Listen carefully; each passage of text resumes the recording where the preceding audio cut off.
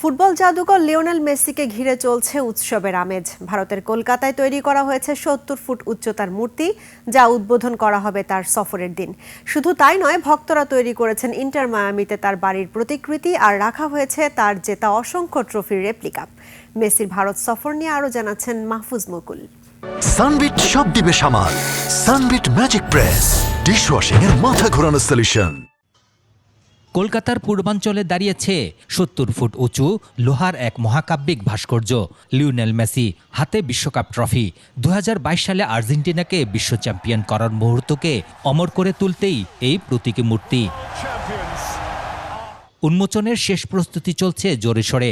আগামী ১৩ অক্টোবর মেসির কলকাতা সফরের দিনই উন্মোচন করা হবে ভাস্কর্যটি।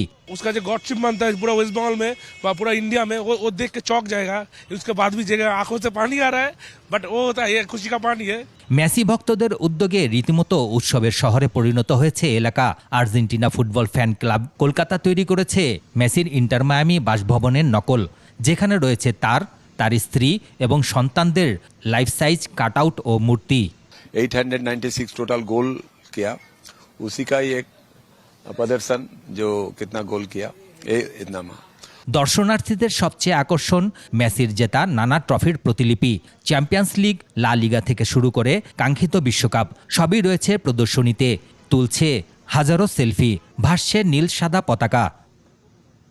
মেসির আগমনে প্রস্তুত আইকনিক সল্টলেক স্টেডিয়ামও, যেখানে একই মঞ্চে থাকবেন ভারতীয় ক্রিকেট কিংবদন্তি সৌরভ গাঙ্গুলি এবং সাবেক ফুটবলার ভাইচুং ভুটিয়া।